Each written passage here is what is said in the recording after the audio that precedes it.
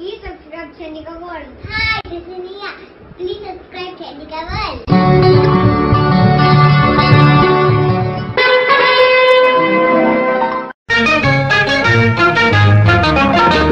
మనలో ఎవరిమైనా ఈ విశ్వనాటకంలో పాత్రదారులమే కాని సూత్రధారులం కాదు కాబోము. ఇది ప్రథమ ప్రామాణిక సూత్రం. అందువలన ఆ సర్వంతర్యామి మనందర్నీ నిగూఢంగా నిరంతరాయంగా గమనిస్తూనే ఉంటాడు. ఆధ్యాత్మికత వేదాంత ఔన్నత్యం అర్థం కాకపోయినా పర్వాలేదు. ప్రత్యక్ష నారాయణుడైన సూర్య భగవానుడే సర్వంతర్యామి అనుకుంటే అన్నీ సులభంగా అర్థమవుతాయి. అసురు భావాలతో అప్రాచ్యపు పనులు చేసే నేరస్తులు ఎవ్వరూ చూడలేరని చీకటి వేళ రహస్యంగా తమ కార్యకలాపాలు చేస్తుంటారు. అందుకే అసుర శక్తులను చీకటి శక్తులు అని పిలుస్తారు.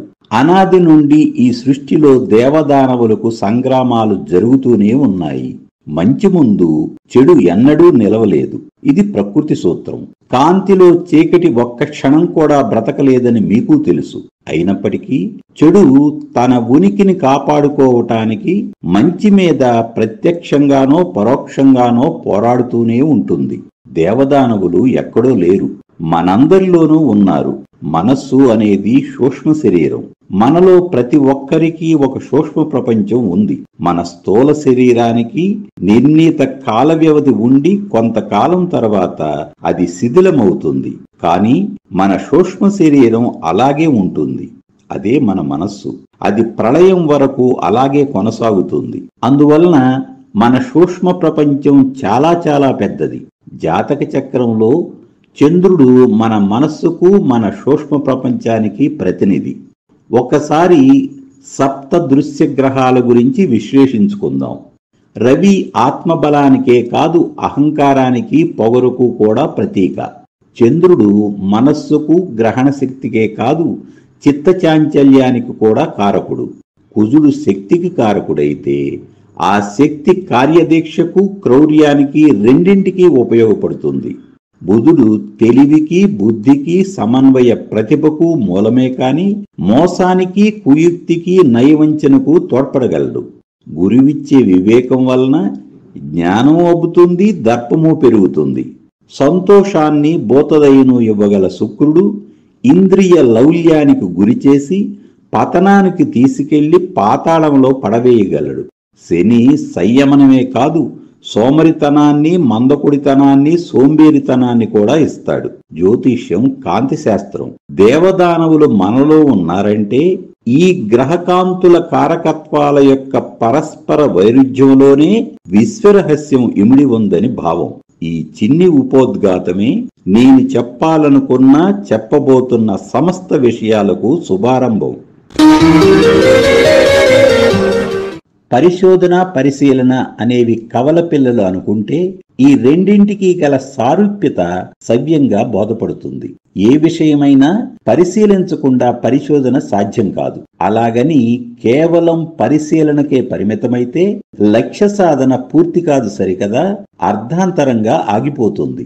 ఖగోళంలో వేగంగా మారుతున్న గ్రహస్థితిగతుల ప్రభావం మానవ సమాజం మీద పెనుమార్పులకు కారణమవుతుంది.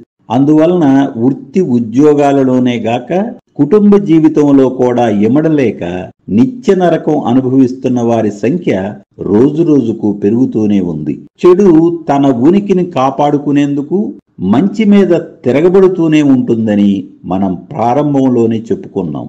నేర ప్రవృత్తి అన్ని రంగాలకు విస్తరించటం దీనికి సజీవ సాక్ష్యం. అయితేనేం పెరుగుతున్న నేరాలను అరికట్టేందుకు ధీటుగా నేర పరిశోధనా విభాగం మరింత సమర్థవంతంగా విస్తరించింది. ఇంతకు నేను చెప్పొచ్చేదేమంటే కాలానికి తగిన విధంగా మరింత నైపుణ్యంగా మరింత బాధ్యతాయుతంగా మన జాతక పరిశీలనా విధానం మారాలి. నేర పరిశోధన చేసే ఒక పోలీసు లేదా డిటెక్టివ్తో సరిసమానంగా జ్యోతిష్కుడు తన జాతక పరిశీలనా విధానాన్ని మెరుగుపరుచుకోవాలి.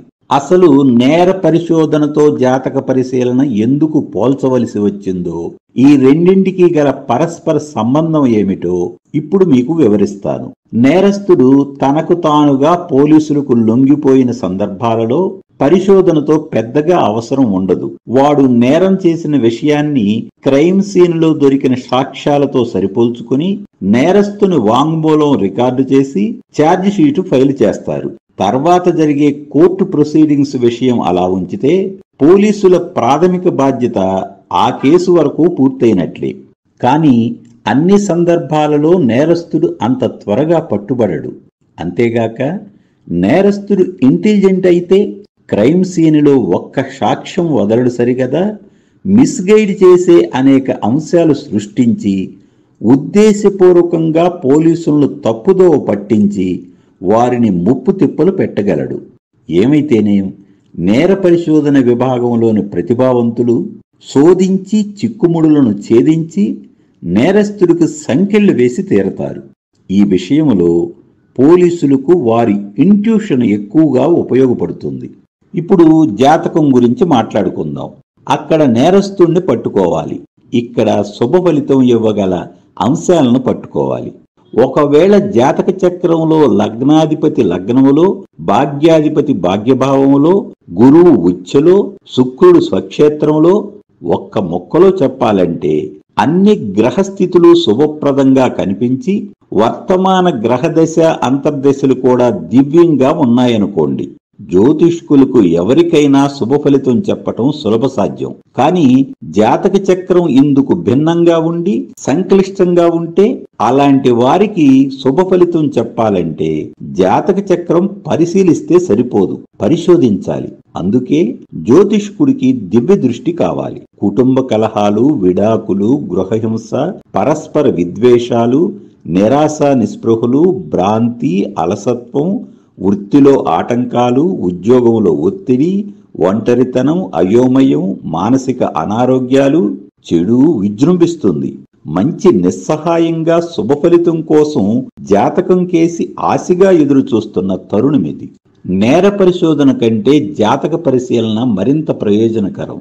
పోలీసు లేదా డిటెక్టివ్ చెడు విజృంభించి అనర్థం సృష్టించాక మాత్రమే నేరస్తుణ్ణి పట్టుకుంటారు. కానీ జ్యోతిష్కుడు తన జాతక పరిశీలన పరిశోధనలాగా కొనసాగించగలిగితే శుభ ఫలితం గుర్తించి జాతకుణ్ణి ప్రోత్సహించి జ్ఞానాన్వేషణకు ఉసిగొలిపితే అప్పుడు ఆ వ్యక్తి బాగుంటాడు. తద్వారా కుటుంబమే కాదు సమాజం కూడా బాగుంటుంది. అయితే జాతక పరిశీలన నేర పరిశోధనలాగా చురుగ్గా సాగాలి. క్లిష్టమైన జాతక చక్రాలలో పరిశోధిస్తే శుభ ఫలితం ఏ విధంగా గుర్తించవచ్చో చెప్పటం కోసమే ఈ వీడియో. ఇప్పుడు మీరు చూస్తున్నది ఉదాహరణ 1 స్త్రీ రాశి చక్రం. ఏ జ్యోతిష్కుడైనా ఈ రాశి చక్రం పరిశీలించగానే కనిపించే విషయాలు మీరు కూడా గమనించండి. మీన లగ్నం, మకర రాశి, ఉత్తరాషాఢ 4వ పాదం. లగ్నంలో రోగ రుణ శత్రుస్థానాధిపతి అయిన షష్టాధిపతి రవి మరియు తృతీయ అష్టమాధిపతి అయిన శుక్రుడు. రవి శుక్రులు మీన లగ్నానికి పాపులు. శుభుడైన కుజుడు చతుర్థ కేంద్రంలో, శత్రుక్షేత్రమైన బుధక్షేత్రంలో. చతుర్థ కళాత్రాధిపతి బుధుడు కూడా ఈ లగ్నానికి పాపి. పైగా మరొక పాపి వ్యయాధిపతి శనితో కలిసి వ్యయస్థానంలో. లగ్నాధిపతి సప్తమ కేంద్రమైన బుధక్షేత్రం కన్యారాశిలో. బుధునికి గురువు సముడైన గురువుకు బుధుడు శత్రువే కావున ఇది శత్రుక్షేత్రం. రవిదశతో ప్రారంభమైన ఈమె జీవితం ప్రస్తుతం రాహు మహర్దశలో శుక్ర అంతర్దశ. ఈ దశ ఇటీవలే ప్రారంభమైంది కావున 3 సంవత్సరాలు ఉంటుంది. రాహుదశ 2029 ఆగస్టు వరకు ఉంది. గ్రహములున్న డిగ్రీలు గమనించితే నక్షత్రాలు కూడా తెలుస్తూనే ఉన్నాయి. వధూవుల జాతక పొంతను చూడవలసిన సందర్భంలో ఈ రాశి చక్రం చూడటం సంభవించింది. అష్టకూట గుణ పొంతన ఎలా ఉందనేది ఈ వీడియోలో ఇక్కడ అప్రస్తుతం. కానీ జాతకం ఒకసారి తదేకంగా పరిశీలించండి. లగ్నం మీనం అంటే సహజ రాశి చక్రములో వ్యయభావం. కళత్రాధిపతి వ్యయాధిపతితో కలిసి వ్యయభావంలో. లగ్నాధిపతి సప్తమంలో, అది కూడా శత్రుక్షేత్రములో సహజంగానే ప్రతికూలం. అంటే ద్వికళత్రానికి ఆస్కారం ఎక్కువ. పైగా 4వ ఇంట్లో కుజుడు కుజుదోషం. కళత్ర భావంపై కుజు దృష్టి, రాశిపై కూడా కుజు దృష్టి. మహర్దశానాథుడు జన్మ నక్షత్రానికి నైదన తార, జ్యేష్ఠ నక్షత్రం మీద వాంఛనీయం కాదు. విపత్తార, ప్రత్యక్తార, నైదన తారల మీద ఉన్న గ్రహదశల్లో కొన్ని ప్రతికూల ఫలితాలుంటాయని శాస్త్రం చెబుతుంది. అష్టమాధిపతి వక్రించి లగ్నంలో, అది కూడా రేవతి నక్షత్రం మీద అంటే నైదన తార మీద ఉన్నాడు. మేనం ద్విస్వభావ లగ్నం కావున, ద్విస్వభావ లగ్నాలకు సప్తమం బాధక స్థానం కావున లగ్నాధిపతి బాధక స్థానంలో ఉన్నాడని అంటే తప్పులేదు కదా. మొత్తంగా చూస్తే వైవాహిక జీవితం విఫలమయ్యే అవకాశం ఉందని తెలుస్తూనే ఉంది కదా. ఒకవేళ సంప్రదించిన వారే వివాహం విఫలమైందని అంగీకరించి రెండో వివాహం నిలబడుతుందా అని అడిగితే అప్పుడు శుభ ఫలితం ఎలా గుర్తించాలి, ఏ విధంగా పరిశోధన చెయ్యాలి? వరుని జాతకం కూడా పరిశీలించాను. అది కూడా రెండో వివాహాన్ని తెలియజేస్తుంది. అతనికి కూడా వివాహం విఫలమైందని, రెండో వివాహం నిలబడుతుందా అని నన్ను సంప్రదించిన వారు ఆందోళన వ్యక్తం చేశారు. ఇది నిజంగా క్లిష్టమైన పరిస్థితే. హితులారా, ఒకసారి చెడు జరిగిందని పదే పదే జరగాలని రూలేమీ లేదు. అలాగని మళ్ళీ అలా జరగదని గ్యారంటీ కూడా లేదు. కావున సానుకూల అంశాల కోసం అన్వేషణ చెయ్యాలి. వధూవరులు ఒకరినొకరు ఇష్టపడి చేసుకుంటున్నారు, ఇది ఒక సానుకూల అంశం. ఇద్దరు విదేశాలలో ఉద్యోగం, ఇది ఒక సానుకూల అంశం. ఇద్దరికీ వయసు 30 అంటే ఒకరి అవసరం మరొకరికి ఉంది, ఇది మరొక సానుకూల అంశం. ఇద్దరికీ పూర్వ వివాహానికి సంబంధించి పిల్లలు లేరు, ఒకసారి భంగపడ్డారు. కావున ఇద్దరికీ కాస్త భయం ఉంటుంది. పైగా అంతో ఎంతో గురుదృష్టి వలన ఉపయోగం ఉంటుంది. వీక్షకులకు ఒక సందేహం వస్తుంది, గురుదృష్టి అంతకు ముందు కూడా ఉంటుంది కదా అని. లగ్నంలో పాపగ్రహాలున్న సందర్భాలలో వీక్షించే గ్రహ దృష్టి అంచెలంచెలుగా మరియు లగ్నంలోని గ్రహాలు బలంగానూ పనిచేస్తాయి. పైగా నేను 2029 తర్వాత రాగల గురుదశ ఈ జాతకురాలకు యోగించగలదని పరిశోధించాక అర్థమవుతుంది. రూల్ నెంబర్ 1, లగ్నాధిపతి దశ యోగించును. రూల్ నెంబర్ 2, గురువు హస్తా నక్షత్రం మీద స్థితి అంటే సంపత్తార, శుభతార. పంచమాధిపతి అయిన చంద్రుడు మీన లగ్నానికి శుభుడు. చంద్రుడు 6.48 డిగ్రీల మీద స్థితి అంటే 6:40 నుండి 10.53 డిగ్రీల వరకు అభిజిత్ నక్షత్రం మీద అత్యంత శుభస్థితి. పైగా లగ్నాధిపతి గురువు తన పంచమ దృష్టితో వీక్షిస్తున్నాడు. మరీ ముఖ్యంగా చంద్ర లగ్నాత్తు భాగ్యాధిపతి అయిన బుధుడు కుటుంబ స్థానంలో లగ్న ద్వితీయాధిపతితో కలిసి శుభస్థితి. జరుగుతున్న రాహు మహర్దశ పూర్తయ్యేంత వరకు అంటే 2029 వరకు జాగ్రత్తగా ఉండగలిగితే అటు పిమ్మట గురు మహర్దశ 16 సంవత్సరాలు ఖచ్చితంగా శుభ ఫలితం ఆశించవచ్చును. అన్నిటికంటే ముఖ్యంగా ఈ వధూవరులిద్దరికీ వేరే ఆప్షన్స్ కూడా లేవు. అందువలన ఎవరి జీవితం గురించి వారు శ్రద్ధ తీసుకోవాలి. ఎటు అంతో ఇంతో శ్రద్ధ తీసుకుంటారు. మొత్తం మీద వధూవరులు ఎటు వివాహం చేసుకునేందుకు నిశ్చయించుకున్నందున హెచ్చరికలతో కూడిన శుభ ఫలితం చెప్పడం జరిగింది. చివరిగా ఒక ముఖ్య సందేహ నివృత్తి. లగ్నాధిపతి సప్తమ కేంద్ర స్థితి కళత్రభావానికి అంత యోగ్యం కాదు. సహజ శుభుడైన గురుదృష్టి వలన కొంత వివేకం, విచక్షణ అంచెలంచెలుగా ఏ జాతకులలోనైనా పెరుగుతాయి. అంటే ఒకే స్థితి ఒకే గ్రహం భిన్న ఫలితాలు అని చెప్పటమే నా ఉద్దేశం. మరొకసారి చెబుతున్నాను, ఒకే స్థితి ఒకే గ్రహం భిన్న ఫలితాలు అని చెప్పటమే నా ఉద్దేశం. పరిశోధన అనే ప్రక్రియలో భిన్న కోణాలు వెల్లడవుతాయని నా ప్రకటన. అంతేకాదు కొన్ని జాతకేతర విషయాలు మనలను సంప్రదించిన వారి నుండి సేకరించడం కూడా పరిశోధన కిందే వస్తుంది. ఇప్పుడు మీరు చూస్తున్నది ఉదాహరణ 1 పురుష రాశి చక్రం. ముందుగా పరిశీలించగానే కనిపించే విషయాలు: కర్కాటక లగ్నం, తులారాశి, స్వాతి నక్షత్రం, 2వ ఇంట్లో కుజుడు, కుజదోషం. ముఖ్యంగా కుటుంబ స్థానాధిపతి రవి లగ్నక్షేత్ర స్థితి శుభప్రదం కాదు. అగ్నిగోళమైన రవి జలరాశిలో మంచిది కాదు. పైగా జన్మ నక్షత్రమైన స్వాతికి విపత్తార అయిన పుష్యమి నక్షత్రం మీద రవి, ఇది అశుభతార. కళత్రకారకుడైన శుక్రుడు కేతువుతో కలయిక. ఎప్పుడైనా ఛాయాగ్రహాలైన రాహుకేతువులు సమసప్తకంలో ఉంటారు కావున ఉభయగ్రహాల ప్రభావం గ్రహ కలయికలకు ఉంటాయని గమనార్హం. శనికుజుల పరస్పర దృష్టి. ప్రస్తుతం ఈ జాతకునికి గురు మహర్దశలో రాహు అంతర్దశ. జాతకానికి తగినట్లుగానే ఒక వివాహం భగ్నమైంది. ఇంతకు ముందు మీరు చూసిన స్త్రీ రాశి చక్రం మరియు ఈ పురుష రాశి చక్రం జాతకులు ద్వితీయ వివాహానికి సిద్ధమయ్యారు. గురు మహర్దశ అంతంలోని రాహు అంతర్దశలో ఒక యోగవంతమైన మలుపు ఉంటుందనేది పరిశోధించగా కనిపించిన సానుకూల శుభాంశం. పైగా కళత్రభావంపై గురు దృష్టి. గురువు మిత్రతార హస్త నక్షత్రంపై స్థితి. 2025 నాటికి గురు మహర్దశ పూర్తయి శని మహర్దశ ప్రారంభమవుతుంది. కర్కాటక లగ్నానికి శని తటస్థుడే గాని పాపి కాదు. పైగా 4.58 డిగ్రీల మీద స్థితి అంటే ధనిష్ట 4వ పాదం. జన్మ నక్షత్రమైన స్వాతికి పరమమిత్ర తార, ఇది శుభతార. సానుకూలమైన శుభాంశం. రాబోయే శని మహర్దశ యోగించగలదు. ఇక మిగిలిన జాతకేతర జాగ్రత్తలతో కూడిన అన్ని అంశాలు వధువుతో పాటు ఇతనికి వర్తిస్తాయి. హితులారా, మనం ఎవ్వరమైనా జాతక చక్రంలోని గ్రహస్థితులను మార్చలేము. జాతకులను ఏమార్చకుండా వీలైనన్ని సానుకూల శుభ అంశాలను పరిశోధించి వారికి సహేతుకంగా తెలియజేస్తే వారిలో ఆత్మవిశ్వాసం పెంపొందించవచ్చని, తద్వారా వారికి మనకు శ్రేయస్సు కలుగుతుందని ఆశాభావం వ్యక్తం చేస్తున్నాను. ఇప్పుడు మీరు చూస్తున్నది ఉదాహరణ 2 రాశి / భావచక్రం. ఈ రాశి చక్రం పరిశీలించగానే కనిపించే విషయాలు మీరు కూడా గమనించండి.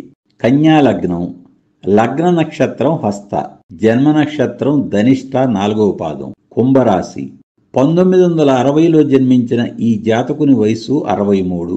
వర్తమాన మహర్దశ బుధ, అంతర్దశ చంద్ర. ఈ జాతకుని యొక్క వృత్తి స్థానంలో తృతీయ అష్టమాధిపతి పాపి అయిన కుజస్థితి, అది కూడా విపత్తార, పునర్వసు నక్షత్రం మీద. కుజునికేమో ఇది శత్రుక్షేత్రం. ధనస్థానంలో వ్యయాధిపతి రవి నీచస్థితి. లాభాధిపతి చంద్రుడు రోగ రుణ శత్రుభావమైన 6వ ఎంట, పైగా కేతువుతో. పంచమాధిపతి శని 19.59 డిగ్రీల మీద అంటే పూర్వాషాఢ మీద.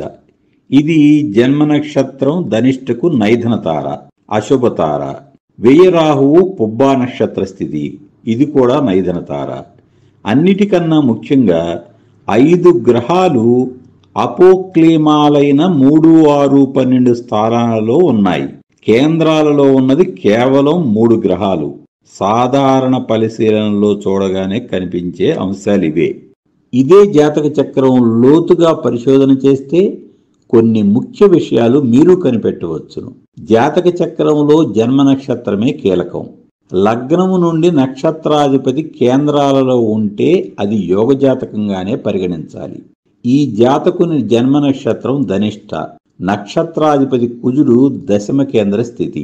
వృత్తి స్థానంలో కుజుడు, అది కూడా నక్షత్రాధిపతి యొక్క స్థితి రాజయోగం. పైగా తృతీయ దశమాధిపతుల పరివర్తన. తృతీయములో భాగ్య రాజ్యాధిపతుల కలయిక. వీరి పరస్పర దృష్టి భాగ్యస్థానంపై అత్యంత శుభం. చతుర్థములో చతుర్థ పంచమాధిపతుల కలయిక రాజయోగం. 6వ ఇల్లు కేతువుకు అత్యంత యోగదాయకం. కుజదశతో ప్రారంభమైన వీరి జీవితం ప్రస్తుతం బుధ మహర్దశలో చంద్ర అంతర్దశ. ఏది ఏమైనా నక్షత్రాధిపతి దశమ కేంద్ర స్థితి వలన ఈ జాతకుడు తన వృత్తి వ్యాపారాల కారణంగా 32 దేశాలు పర్యటించి ధన సంపదలు ఆర్జించాడు. అంతేగాక రాబోయే బుధ దశలో కుజుని అంతర్దశలో ఈతని జీవితం మరింత ముందుకు వెళుతుంది. నిజం చెప్పాలంటే ఎవరి జీవితంలోనైనా చీకటి వెలుగులుంటాయి.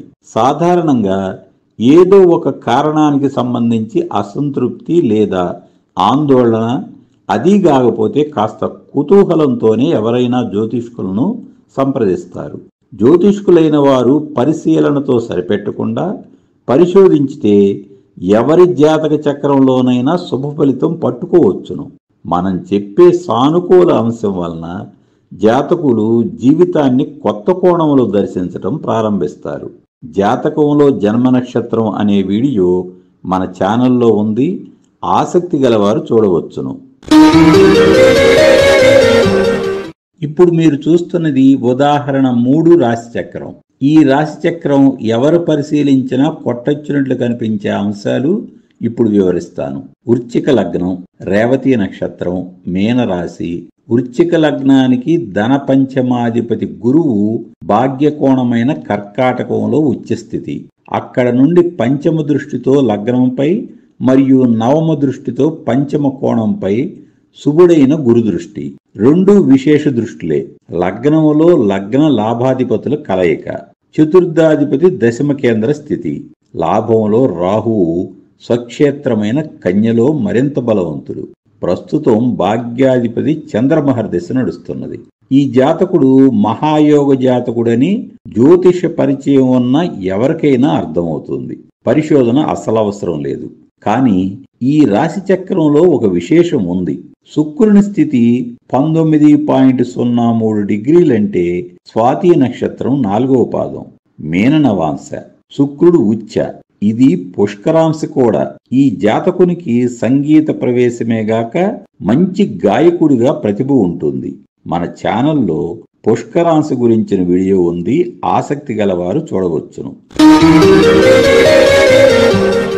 ఇప్పుడు మీరు చూస్తున్నది ఉదాహరణ 4 రాశి చక్రం. ఒక్కసారి నిశితంగా పరిశీలించండి. మిథున లగ్నం, లగ్న నక్షత్రం ఆర్ద్ర, జన్మ నక్షత్రం చిత్త, తులారాశి. సప్తమ కేంద్రంలో లగ్న పంచమ భాగ్యాధిపతుల కలయిక రాజయోగం. సప్తమ దశమాధిపతి ధనస్థానంలో ఉచ్చ. ధనాధిపతి చంద్రుడు పంచమ కోణస్థితి. శని వర్గోత్తమాంశ. గురు మహర్దశ 2025తో పూర్తవుతుంది. ఈ జాతకుడు తనకు గురు మహర్దశలో అంతులేని ధన సంపదలు సంక్రమించినట్లుగా తానే స్వయంగా వెల్లడించాడు. శని మహర్దశ ఎలా ఉంటుందని జాతకుని ఒకే ఒక సూటి ప్రశ్న. శని మిథున లగ్నానికి శుభుడు, యోగకారకుడు. పైగా తన తృతీయ ప్రత్యేక దృష్టితో భాగ్యభావాన్ని వీక్షిస్తున్నాడు. ఏ భావాధిపతి ఆ భావాన్ని చూస్తే ఆ భావానికి బలమని అతి సాధారణ జ్యోతిష సూత్రం. పైగా భాగ్యాధిపతి శని వర్గోత్తమాంశ.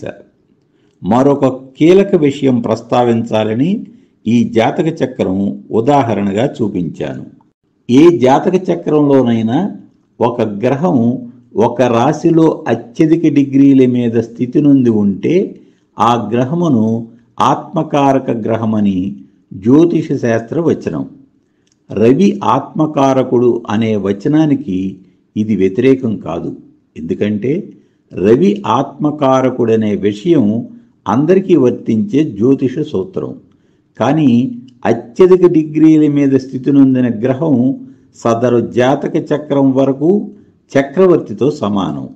జాతకుని ప్రస్తుత జన్మలో అతను చేసే సమస్త క్రియలకు ప్రధాన కారక గ్రహం ఈ గ్రహమే అవుతుంది.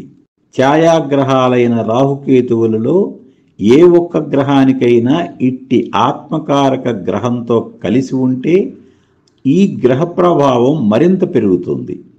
ఆ విధంగా చూసినప్పుడు ఈ సూత్రం ప్రకారం శని 29.40 డిగ్రీల మీద స్థితి నుండి ఆత్మకారకుడైనాడు.